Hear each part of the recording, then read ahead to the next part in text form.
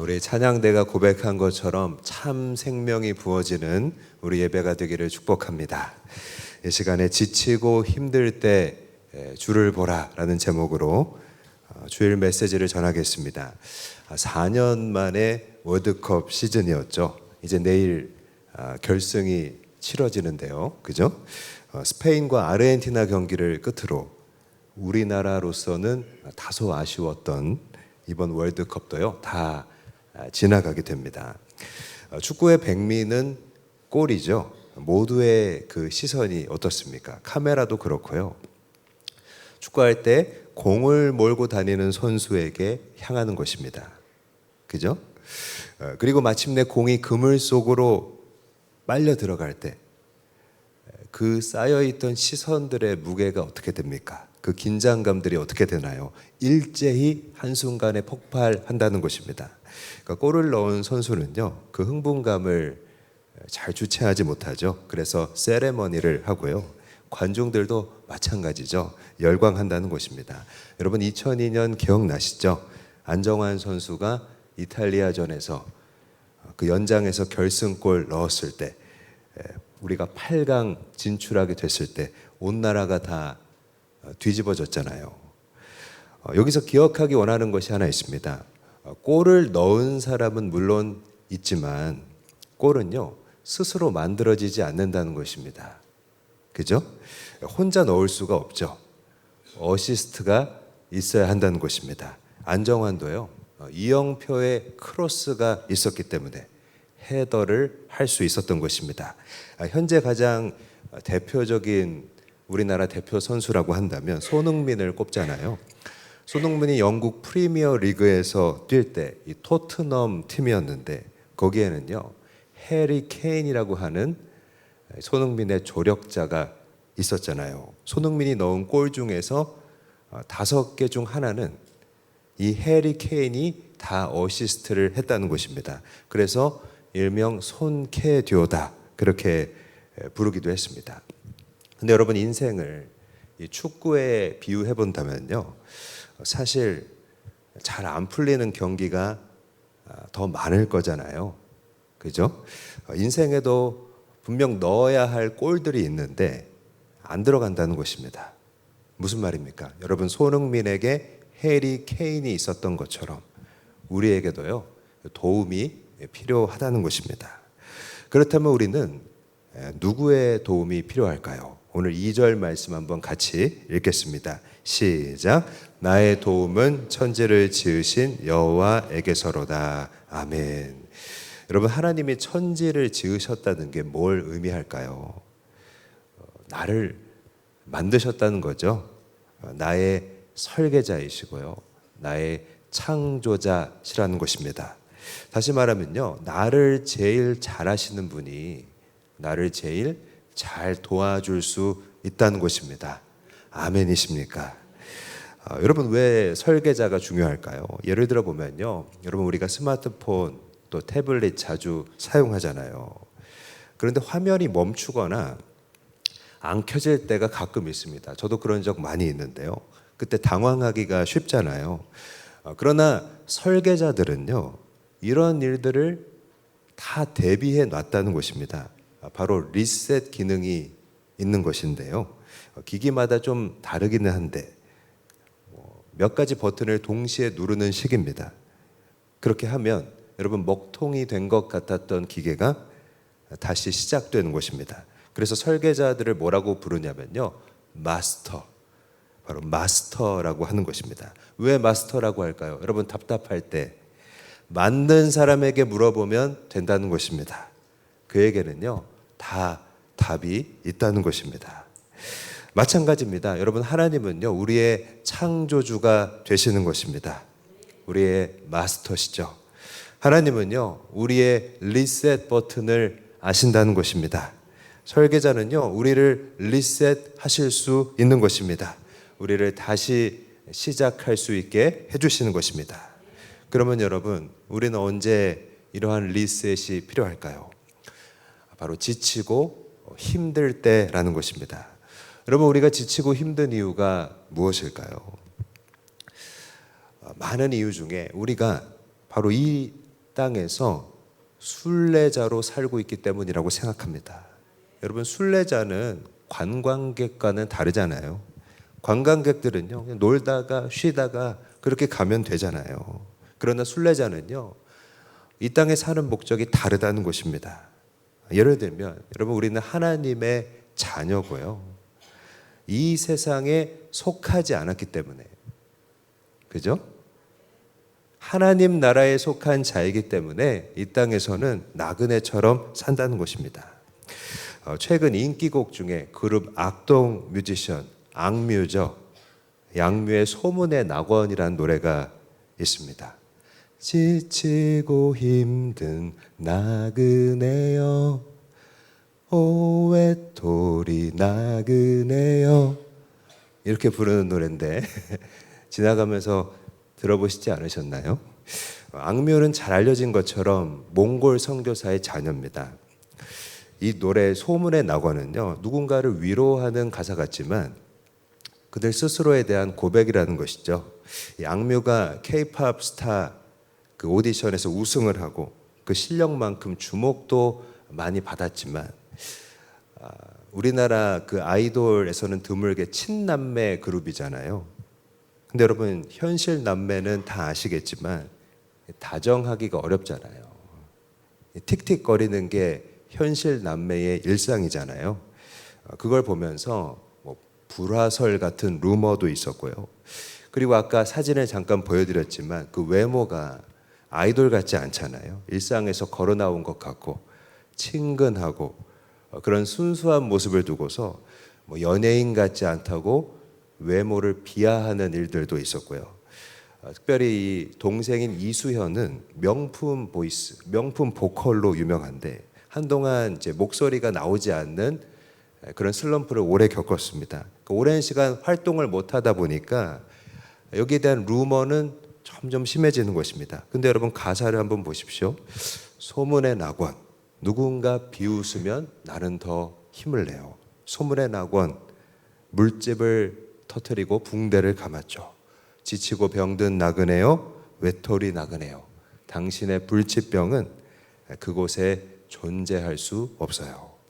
여러분, 무슨 말입니까? 상처를 극복하고 다시 일어나서 리셋했다는 것입니다. 여러분, 우리도 리셋하려면 어떻게 해야 할까요? 우리 인생 리셋을 위해서 우리는 먼저 하나님이라는 피난처에서 다시 일어서야 한다는 것입니다. 오늘 3절 말씀 같이 읽겠습니다. 시작. 여호와께서 너를 실족하지 아니하게 하시며 너를 지키시는 이가 졸지 아니하시리로다. 여러분, 하나님이 졸지 않으신다는 것, 뭘 의미할까요? 바로 나를, 우리 하나님이 놓치지 않으신다는 것입니다. 여러분, 삼국지에 보면요, 졸다가 큰일 난 사람들이 많이 나옵니다. 대표적으로 장비가 있는데요. 여러분, 이 장비가 용맹한 장수잖아요. 근데 어떻게 죽었습니까? 술 먹고 자다가 허무하게 죽임을 당하잖아요. 그 이전에도요, 유비가 장비에게 서주라는 지역의 방어를 맡긴 적이 있었습니다. 이 서주성은 초창기 유비의 본거지였거든요. 무엇보다 유비의 처자식들이 있는 중요한 장소였습니다. 그러니까 이 일을 맡겼다는 건 굉장한 중책을 맡긴 거잖아요. 하지만 장비는요, 이런 책임을 맡은 때에도 잠을 이기지 못하는 것입니다. 장비가 잠들었을 때 여포가 기습을 하고요, 이 서주성을 빼앗고 유비의 처자식을 인질로 잡았다는 것입니다. 그러니까 여러분, 졸면 지켜야 할 것을 놓치게 된다는 것입니다. 여러분, 또 한편 졸지 않는다는 것은요, 다 보고 있다는 것을 가리킵니다. 새 중에 수리부엉이라는 새가 있는데요, 좌우 270도씩 고개가 꺾여집니다. 그러니까 총 540도의 범위로 그 시야로 경계를 하는 것이죠. 그러니까 사각이 거의 없다는 것을 보여줍니다. 근데 이 수리부엉이는요, 새끼가 자라면 이소라고 해서 이제 둥지를 옮기게 되는데요, 그때까지 새끼는 아직 날지 못하기 때문에 땅으로 이동을 하게 됩니다.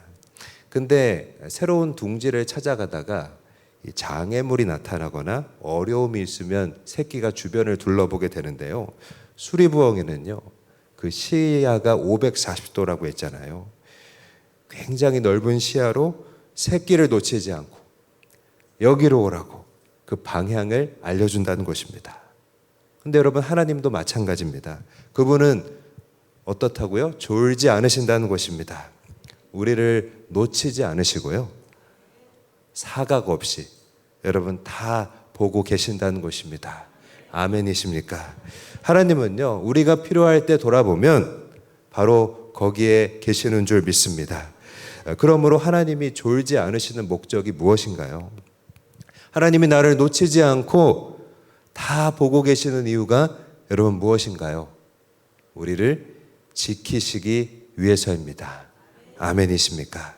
그런 하나님을 성경은 무엇이라고 고백할 수 있을까요? 고백하고 있을까요? 시편 61편 3절 말씀 같이 읽겠습니다. 시작. 주는 나의 피난처시요 원수를 피하는 견고한 망대이심이니이다. 여러분, 망대라고 했는데 망대의 용도가 무엇일까요? 적들이 사방에서 다가올 때 그 적들을 감시하는 그런 기능을 하잖아요. 높은 탑이라고 알려져 있잖아요.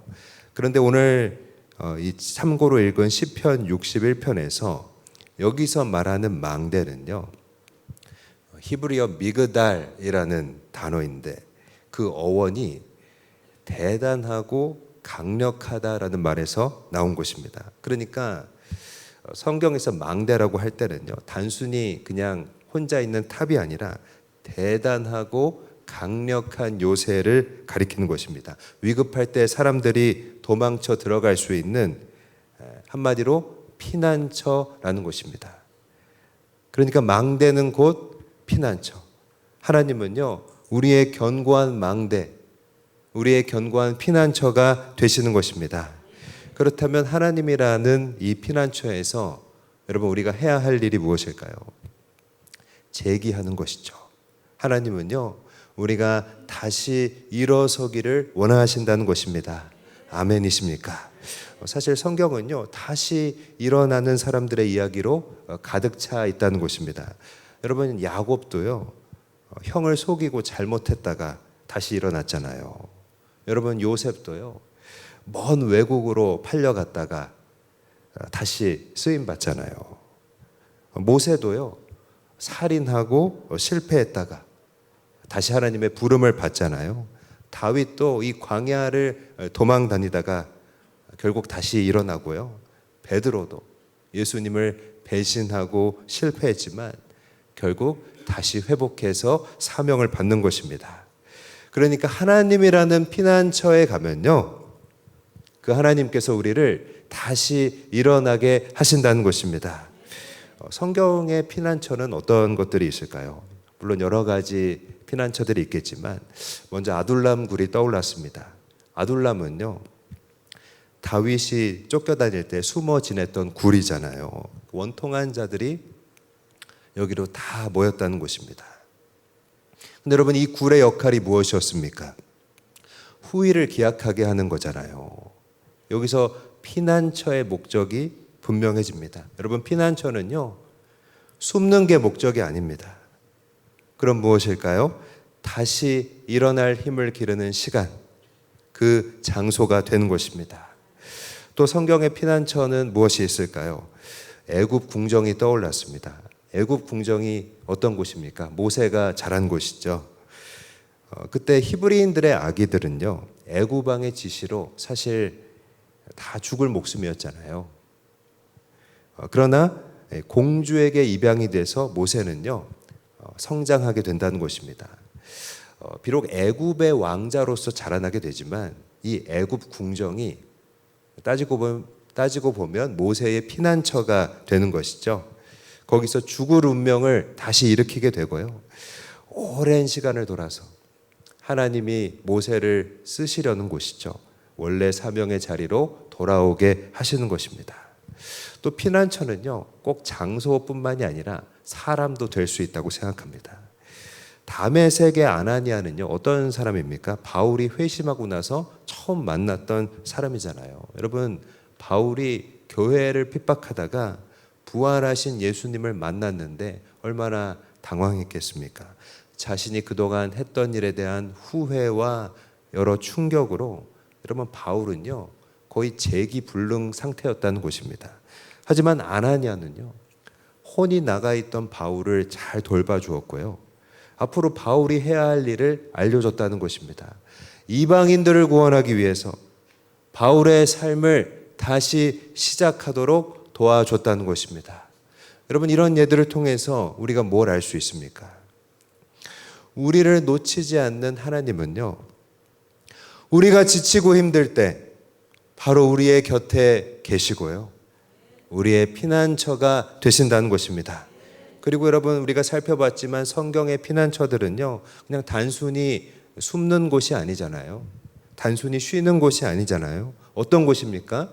우리를 다시 일으켜서 사명의 자리로 보낸다는 것입니다. 여러분 제가 좋아하는 영화인 영웅본색에 보면 주윤발이 나오는데 원래 그 멋에 살고 멋에 죽는 총잡이잖아요. 그런데 부하가 배신을 합니다. 그 일로 다리에 큰 부상을 입게 되고요. 조직을 떠나게 됩니다. 어떻게 사냐면 남들이 버린 것들을 주우면서 떨어진 돈을 주우면서 사람들에게 무시를 받으며 살아가는 것입니다. 그러다가 출소한 옛 동료를 만나자마자 우리 다시 재기하자. 그동안 참고 있었던 울분을 토해내는 것입니다. 참 가슴 먹먹하게 하는 장면이죠. 또 여러분 좋아하시는 로키라는 영화에 보면요. 실베스타 스텔론이 연기를 했죠. 이 주인공 로키는 삼류복소라는 패배감 속에서 살아가는 인물입니다. 한마디로 로키에게는 내일이라는 게 없죠. 그러다가 미키라는 트레이너를 만나게 되는데요. 이 트레이너를 통해서 로키라는 사람의 인생이 바뀌게 됩니다. 원래는 동네 건달처럼 살았는데 미키를 만나고 나서 새벽 4시에 일어나서 달리기를 하고 조깅을 하고 피땀 흘려 훈련을 하게 됩니다. 그래서 이제 챔피언과 경기를 하게 되는데요. 15라운드까지 맞고 넘어져도요. 다시 일어난다는 것입니다. 그러니까 한마디로 포기하지 않는 복서로 로키가 다시 일어서는 것입니다. 너무나 감동적인 이야기죠. 여러분 왜 이런 이야기들이 영화로 만들어지는 것일까요? 사람들은요 다시 일어나고 싶어 한다는 것입니다. 그리고 우리의 인생은요 다시 일어나야 할 일들로 가득하다는 것입니다.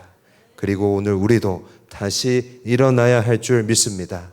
사랑하는 여러분, 실패하면 주님께로 달려갈 수 있기를 바랍니다. 사탄에게 졌을 때 주님께로 달려갈 수 있기를 바랍니다. 우리의 마음이 속상할 때 주님을 찾을 수 있기를 바랍니다. 그분이 졸지 않으시고 우리 곁에 바로 계시잖아요. 주님은 우리의 피난처가 되어주시는 것입니다. 그분께 가면요 우리를 지켜주시고 후일을 기약하게 하시고 다시 일어날 수 있는 힘을 주시게 될 줄 믿습니다.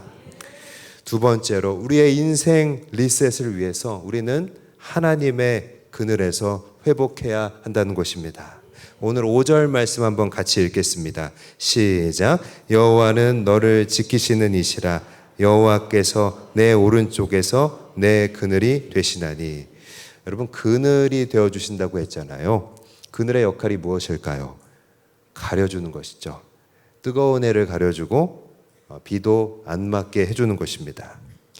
특히 오른쪽에서 그늘이 되신다고 했잖아요. 여러분 오른쪽이 의미하는 게 무엇일까요? 우리에게 있어서 가장 취약한 부분이라는 것입니다. 고대 군사들의 그 무장을 보면요. 보통 왼손에 방패를 줍니다. 그리고 오른손에 칼을 주었습니다. 그러니까 싸울 때 보면요. 왼쪽은 방패로 방어가 되지만 오른쪽은 어떻습니까? 보시는 그림처럼 보호를 받기가 어려운 것입니다. 공격에 가장 취약한 나의 약점, 빈틈이라고 할 수 있는 것입니다. 그런데 하나님이 나의 오른쪽에 그늘이 되겠다고 하시는 것은요, 내가 스스로 방어할 수 없는 곳을, 나의 가장 약하고 취약한 부분을 하나님이 직접 당신의 그늘로 덮어 주시겠다는 것입니다. 하나님이 우리의 방패가 되어주시겠다는 것입니다. 아멘이십니까? 여호와께서 너의 오른쪽에서 너의 그늘이 되시나니, 여러분 이 말씀은요, 나의 가장 약한 일 가운데 하나님이 가장 큰 권능을 가지고 가장 완벽하게 우리를 보호하시겠다는 그 하나님의 마음이라는 것입니다. 여러분 성경에도 보니까요, 여러 가지 그늘이 나온다고 생각합니다. 먼저는 구름 기둥이 대표적으로 떠오릅니다. 여러분 이스라엘 백성들이 광야에서 살 때 이 구름이 나타났잖아요. 이 구름이 한 일이 무엇입니까? 이스라엘이 40년 동안 긴 세월을 광야에서 살았지만 여러분 그 신발과 그 옷들이 상하지 않도록, 그죠? 광야의 뜨거운 햇빛을 다 가려줬다는 것입니다. 또 요나의 박넝쿨이 생각납니다. 박넝쿨은 더위를 피할 그늘이었잖아요. 요나는 니느웨라는 도시에 있었는데 오늘날 이라크에 해당하는 지역인데 지금도 여름철 기온이 40도, 50도를 육박하는 곳이죠. 그늘이 없으면요, 일사병으로 죽을 수도 있다는 것입니다. 그러니까 이 박넝쿨 그늘이 요나에게 얼마나 소중했냐면요, 그늘이 없어지니까 요나가 화를 낼 정도였다는 것입니다. 그의 예에서 알 수 있는 중요한 점은요, 그늘이 없어지면 중요한 부분인데 은혜도 사라진다는 것입니다. 여러분 요나는 박넝쿨이 사라지니까요, 하나님께 대들기 시작하는 것입니다. 차라리 죽이세요. 그러고요, 나아가서는 하나님이 잘못하셨잖아요. 그렇게까지 말하는 것입니다. 여러분 잘 보십시오. 그늘이 있을 때는요, 어려운 것들도 그런 대로 참을만 했다는 것입니다. 그러나 그늘이 없어지니까요, 원망이 폭발하는 것을 보게 되는 것입니다. 그러니까 여러분, 하나님의 그늘은 우리에게 뜨거운 햇빛과 비만 막아주는 게 아니라 어떤 그늘입니까? 은혜의 그늘인 줄 믿습니다. 은혜의 그늘 아래 거하는 저와 여러분 되기를 바랍니다. 또 역시 그늘도 장소나 어떤 물체뿐만이 아니라 사람일 수도 있다고 생각합니다. 여러분 바울의 삶에서 바나바라는 인물을 빼놓을 수가 없죠. 그늘 같은 존재였다는 것입니다. 당시에 바울은 열심히 전도를 하다가 여기저기서 많은 반대에 부딪히게 되고요, 한창 그 풀이 죽어 있을 때였습니다. 그런 바울에게요, 바나바가 우리 같이 말씀 가르쳐 보자고 초청을 하는 것입니다. 그러니까 바나바의 그 제안은요, 바울을 불러준 바나바의 마음은요, 바울에게 향하는 화살을 다 가려주고, 그죠? 그 바울의 마음의 염려를 가려주는 귀한 초대였다는 것입니다. 그리고 이 바나바라는 그늘을 통해서 바울의 장점이 점점 드러나게 되는 것입니다. 여러분 바나바와 함께 바울이 두란노 서원에서 1년 동안 말씀을 가르쳤잖아요. 그때 사람들이 막 말씀을 깨닫게 되고 변화되는 일들이 나타났다는 것입니다. 영화 라디오 스타의 마지막 장면입니다. 굉장히 유명한 엔딩이죠. 비가 내리고 있는데 이 비는 이제 전성기를 지나서 인생의 내리막길을 걷는 그 박중훈의 인생을 상징합니다. 그러나 안성기가 씌워준 우산 덕분에 인생의 내리막길도요, 더 이상 두렵지 않다는 것을 영화는 보여줍니다. 여러분 누군가의 헌신으로 만들어진 그 우산 그늘 아래 있으면요, 가는 길이 비록 내리막길일지라도 빗길일지라도 그 속을 걸을 수 있는 은혜가 생긴다는 것입니다. 그런데 여러분 하나님의 그늘도 그렇다고 생각합니다. 여러분 하나님이 예수 그리스도의 헌신으로, 그분의 보혈로 우리에게 그늘을 만들어 주셨잖아요. 아멘이십니까? 우리에게 그 하나님의 그늘이 있다면 우리에게는 모든 일들이 견딜만 하다는 것입니다. 하나님은 우리에게 그 그늘 씌워주시면서 이렇게 말씀하시는 것입니다. 내가 있잖아. 너무 심각하게 생각하지 마. 여러분 하나님이라는 피난처에서 우리가 다시 일어나면, 하나님의 그늘 안에서 회복되면 우리는요, 누가 나에게 힘을 주는지, 누가 그 해와 비를 막아주는지를 알게 되는 것입니다. 누굽니까? 바로 그분이죠. 하나님께로 우리의 시선을 돌리게 하는 것입니다. 하나님께로 시선을 돌리면요, 우리의 인생을 리셋할 수 있다는 것입니다. 하나님 바라보면서 인생을 새롭게 하는 저와 여러분 되기 바랍니다. 그렇다면 우리의 인생이 리셋되면 어떤 일들이 일어날까요? 우리는 하나님만 바라보는 사람이 돼야 한다는 것입니다. 1절 말씀 같이 읽겠습니다. 시작. 내가 산을 향하여 눈을 들리라. 나의 도움이 어디서 올까? 하나님을 바라보려면요, 우리의 시선이 바뀌어야 되잖아요.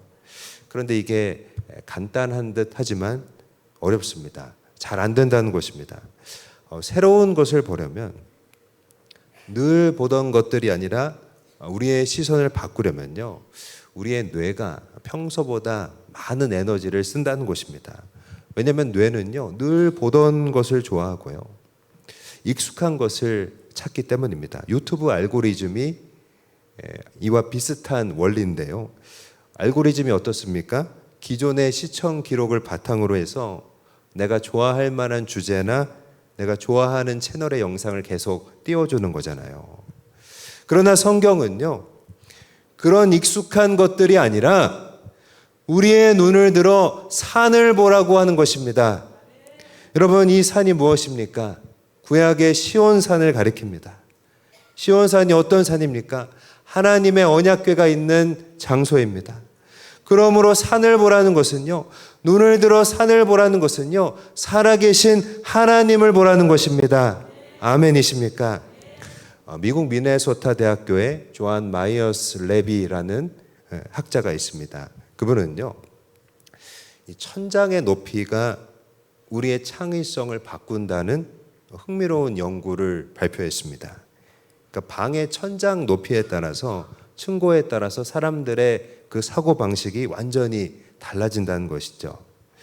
그러니까 여러분, 천장이 높은 공간에서 우리가 있을 때 우리의 시선이 위쪽으로 확장이 되면요, 우리의 뇌는 자유와 해방감을 느낀다는 것입니다. 그래서 여러분, 그런 경험들이 있을 텐데, 아이디어가 필요할 때, 회의할 때, 층고가 높은 카페나 로비에서 할 때, 저도 이렇게 설교 준비할 때 천장이 높은 카페 같은 데 가면 막 이렇게 잘 생각이 안 나던 것들이 막 생각이 나고 그런 일들이 있는데, 층고가 높을 때 아이디어가 더 잘 풀리는 이유가 이것이라는 것입니다. 마찬가지입니다. 여러분, 눈을 들어서 하나님을 바라보면요, 우리에게 지혜를 주시고 우리에게 갈 길을 보여주신다는 것입니다. 아멘이십니까? 그러므로 우리가 우리의 삶을 묻고 바라봐야 할 곳은요, 스마트폰이 아니고 그 안에 들어있는 AI가 아니라 우리의 창조주이신 하나님이신 줄 믿습니다. 눈을 들어서 하나님을 바라보기로 결단하는 저와 여러분이 되기를 바랍니다. 우리가 인생을 리셋한 그 결과는요, 두 번째로 우리는 피난처와 그늘의 사람이 돼야 한다는 것입니다. 여러분, 우리가 누군가의 피난처 그리고 그 그늘이 되어준다는 것, 어떤 의미일까요? 그를 위해 기도해주는 삶이라고 생각합니다. 기도하면요, 그 기도가 힘이 되고요, 한 사람을 다시 일어나게 할 수 있다는 것입니다. 세계 선교 역사에 중요한 인물이 있죠. 데이비드 리빙스턴 선교사입니다. 아프리카 선교의 아버지라고 불리는 분인데요, 1840년에 아프리카로 파송이 됐습니다. 당시 아프리카는 미지의 세계였거든요. 그래서 그의 부모님은 그를 아프리카로 보내면서 이 시편 121편을 읽으며 기도했다는 것입니다. 아들이 어떤 상황을 보게 될지, 아프리카에서 무슨 일을 만나게 될지 하나님만을 바라보라는 것입니다. 그 모든 경험하게 될 일들 속에서 항상 시편 121편을 생각하고 다시 일어나라고 그의 부모는 기도했다는 것입니다. 또 세계대전이 벌어질 때도 마찬가지였습니다. 많은 부모들이 전쟁터로 아들을 보내야 했는데요, 그 아들들을 보내면서 믿음의 부모들은 어떻게 했을까요? 시편 121편을 읽으며 기도했다는 것입니다. 하나님만을 바라보라는 것입니다. 그래서 그 아들들은요, 장병들은요, 총알이 빗발치는 전쟁터에서도 하나님만 바라보며 다시 일어났다는 것입니다. 대표적인 영성 신학자인 유진 피터스는요, 이 시편 121편을 비롯해서 이 시편 묵상집으로 한 길 가는 순례자라는 책을 썼습니다. 근데 그 영어 제목이 보니까요, A long obedience in the same direction이라고 해놨습니다. 그러니까 같은 방향에서 걷는 긴 순종이라는 것입니다. 그래서 이 제목을 보면서 이런 생각이 들었습니다. 그렇구나. 하나님을 바라본다는 것은 우리 인생을 통해서 우리가 계속해서 해 나아가야 하는 긴 순종과 같구나. 근데 여러분, 기도 생활 없이 긴 순종은 불가능하다는 것입니다. 여기서 중요한 영감을 받게 됩니다. 내가 누군가의 피난처와 그늘이 되어주면, 내가 그를 위해 기도하는 삶을 살면 나도 더불어서 나의 삶 속에서 긴 순종을 하게 된다는 것입니다. 아멘이십니까? 나의 기도를 통해서 여러분, 한 영혼이 어려움으로부터 다시 일어서게 되고 또 은혜를 회복하게 될 수 있기를 축복합니다. 더불어서 나 자신도 더욱 순종의 길, 순례의 길을 걸어갈 수 있게 되기를 바랍니다. 말씀을 마무리하겠습니다. 여러분, 시편 121편은요, 이 시인이 인생 바닥에 있을 때 부른 노래라고 합니다. 바벨론 포로 되어 있을 때라고 되어 있습니다. 무슨 의도입니까? 어려운 길을 갈 때 바로 주님을 찾으라는 것입니다. 우리의 도움은요, 하나님께로부터 온다는 것입니다. 그분이 우리의 창조주이심을 믿습니다. 하나님만이 나를 리셋하실 수 있고요, 하나님만이 나를 재부팅하실 수 있다는 것입니다. 그러므로 지치고 힘들 때 하나님을 바라보는 저와 여러분 되기를 바랍니다. 피난처로 달려가고 그늘 아래로 들어가야 됩니다. 그렇다면 하나님이 우리에게 다시 시작할 힘을 주시고요, 뜨거운 해와 비를 막아주시고 우리를 격려해 주시는 것입니다. 우리에게 하나님의 사랑을 보여주시는 것입니다. 그리고 우리에게 이 정도는 아무것도 아니다, 그렇게 말씀하여 주시는 것입니다. 하나님 그늘 아래 있으면요, 우리가 생각하는 큰일이 아닌 게 되는 것입니다. 그러므로 하나님만을 바라보면서 또 누군가에게 피난처와 그늘이 되어주면서 다시 새롭게 일어나는 인생, 리셋된 삶을 살아가는 저와 여러분이 될 수 있기를 주의 이름으로 간절히 바라고 사랑으로 축복드립니다. 하나님께 영광 돌리겠습니다.